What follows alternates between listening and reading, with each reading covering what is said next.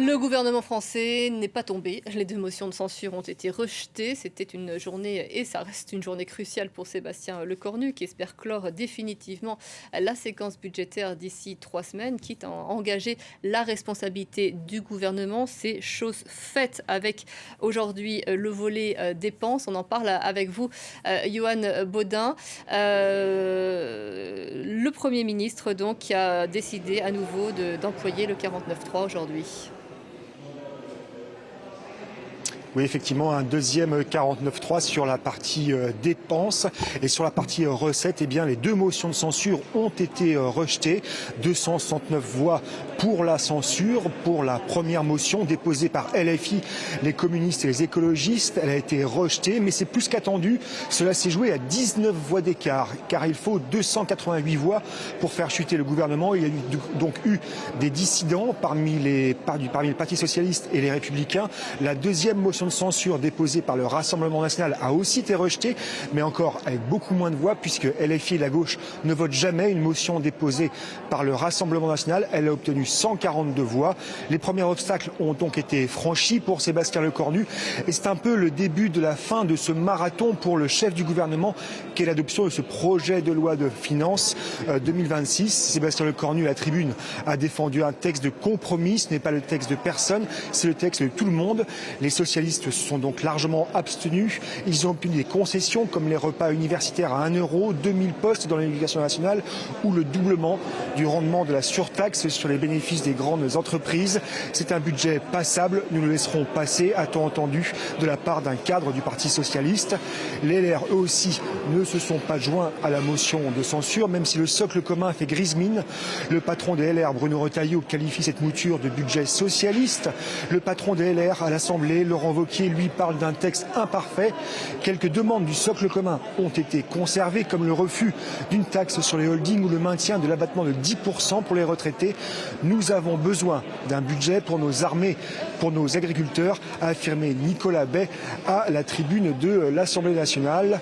Le Premier ministre a dégainé un deuxième 49.3, cette fois-ci sur la partie dépenses. Et là, les LR devraient retrouver un peu plus de couleurs, notamment avec les engagements visant à réduire le train de vie de l'État.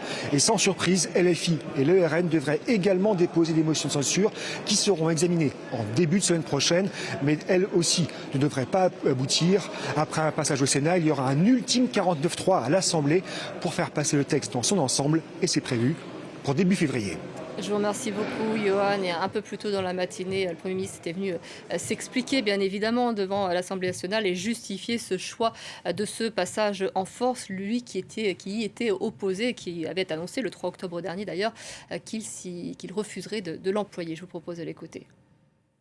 Il existe pour ces moments où il n'y a pas de majorité stable, où les délais constitutionnels sont plus qu'atteints, où la situation budgétaire et internationale, dont nous avons trop peu parlé ce matin, interdit l'attentisme et où surtout le Parlement, collectivement, n'est pas parvenu à aller jusqu'au bout, hélas, de sa propre responsabilité.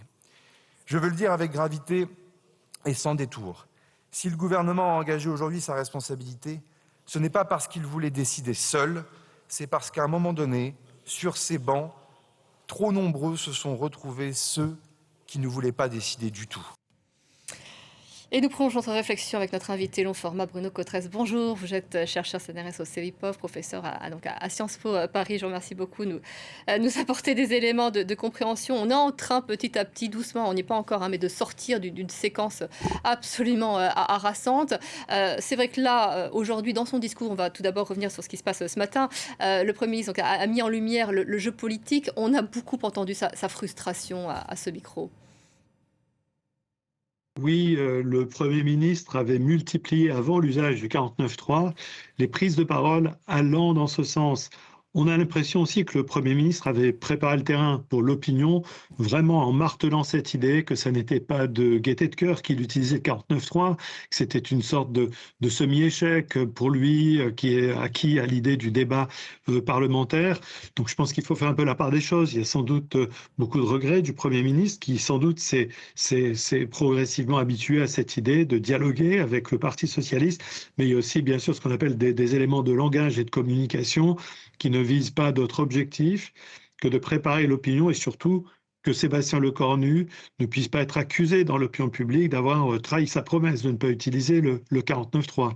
En tous les cas, en décidant d'utiliser le 49.3, il signe il siffle la fin du match.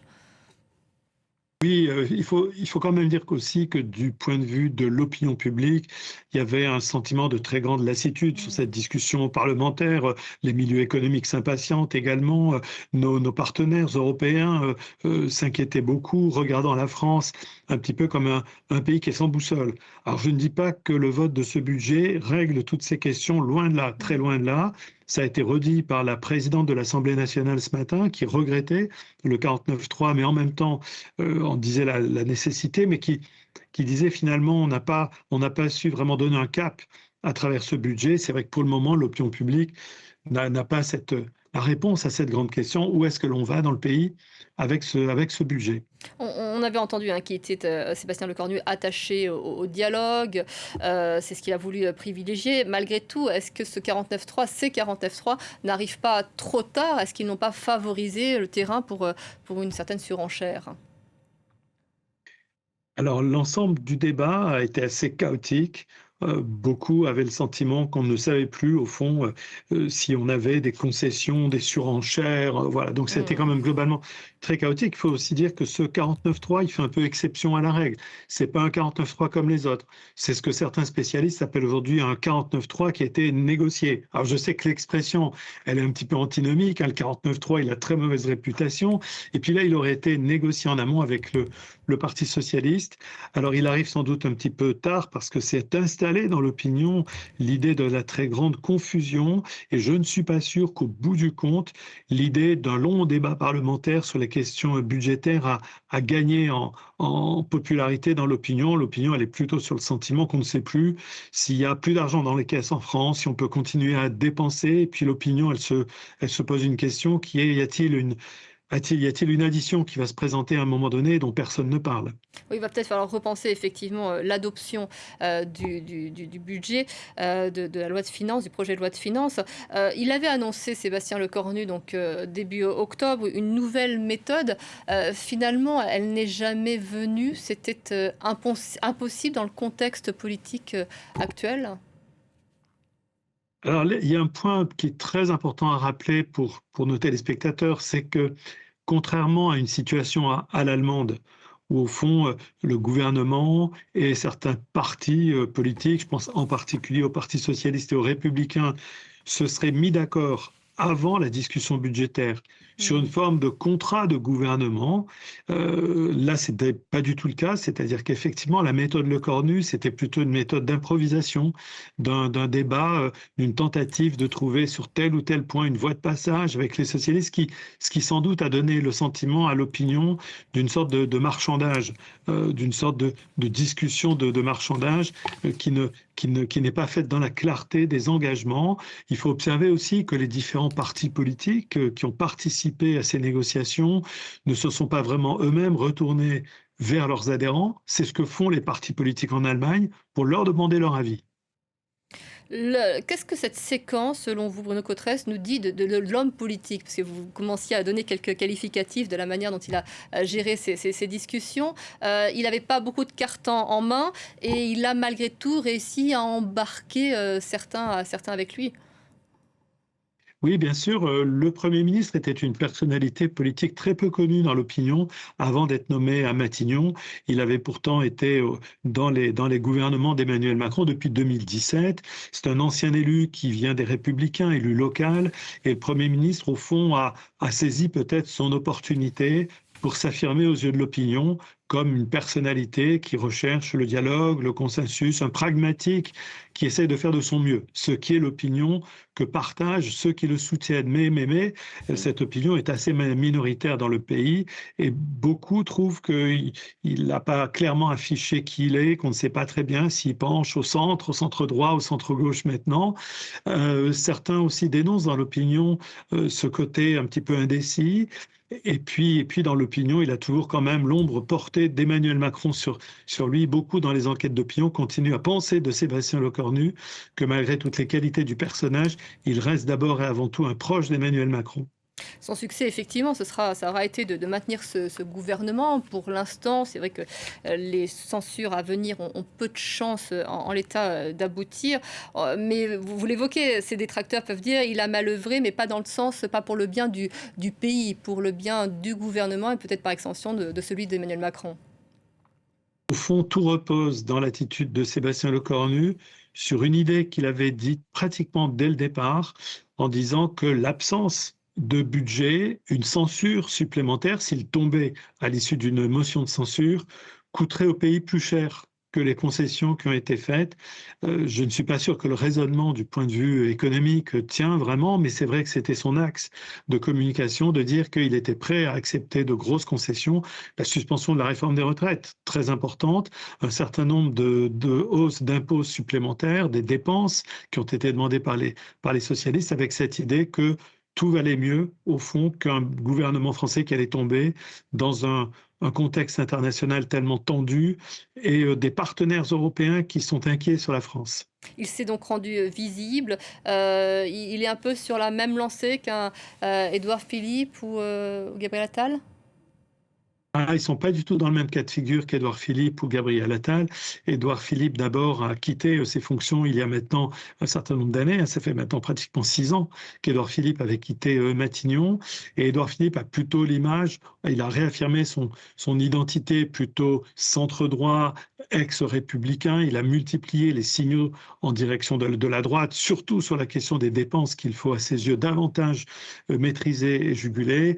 Gabriel Attal est, lui, maintenant dans une autre disposition. Il est plutôt dans l'affirmation de son autonomie vis-à-vis d'Emmanuel Macron de manière extrêmement nette. Il a encore dit récemment, il y a quelques heures, que s'il suivait toujours Emmanuel Macron sur les dimensions internationales, par contre, sur sa conduite de la politique nationale, il ne comprenait tout simplement plus ce que faisait le chef de l'État. À l'automne, après la nouvelle démission gouvernementale, il y avait une impression de sidération chez les Français, de colère, de dégoût. Est-ce que ça a été enrayé ou est-ce qu'au contraire, on est dans une instabilité politique malgré cette apparente stabilité à l'heure actuelle avec ce projet de loi des finances qui va passer, qui couve et qui peut s'exprimer à nouveau dans les prochaines semaines? Alors, j'aurai des réponses beaucoup plus précises à vous apporter au tout début du mois de février, lorsque nous allons publier au CEVIPOF notre vague annuelle du baromètre de la confiance politique. Mais je m'attends effectivement à des indicateurs très mauvais sur le front de la confiance des Français, le regard qu'ils portent sur toute cette séquence. Au fond, le mélange de colère, le mélange, au fond, de confusion, le sentiment qu'on ne sait plus où on est dans le pays, on ne sait plus où on va. N'oublions jamais, hein, pour toute cette discussion parlementaire à laquelle nous venons d'assister, il y a quelques semaines à peine, le président de la Cour des comptes, hein, il a dit que nos déficits publics étaient hors de contrôle. J'imagine que beaucoup dans l'opinion ont capté cette parole et continuent de se poser la question: comment on en est arrivé là? Où est-ce qu'on va? Va-t-il y avoir des augmentations massives d'impôts, des changements importants qui attendent le pays? Donc voilà, le mélange de confusion, de colère. On verra s'il s'exprime au moment des élections municipales ou si les Français reportent, au fond, de présenter l'addition à ceux qui ont participé à tout ceci au moment de l'élection présidentielle. Ouais, c'est vrai qu'il y a une impression que les Français n'ont plus de prise sur rien. On avait vu ces manifestations lors de la rentrée sociale. Quels restent les moyens de pression sur les dirigeants? Je pense que les moyens de pression sur les dirigeants, ça reste d'abord et avant tout les élections, hein, c'est le bulletin de vote qui est évidemment, et puis aussi les autres moyens de pression seraient qu'on renoue dans le pays bien davantage l'idée de se parler entre nous, du dialogue. Je sais qu'Emmanuel Macron a tenté, convention citoyenne, grand débat national, mais pour le moment, on n'a pas le sentiment dans le pays qu'on a vraiment fait un saut qualitatif très important dans la manière dont les Françaises et les Français peuvent dire leurs mots, peuvent exprimer leurs choix. Il y aura les élections, bien évidemment, mais on voit que sur le terrain de la prise de parole et de la prise en compte de ce que pensent les gens, on a encore beaucoup de progrès à faire dans le pays. Bruno Cotresse, je vous remercie beaucoup. Puis on a hâte effectivement de découvrir les résultats de cette étude. Merci à vous.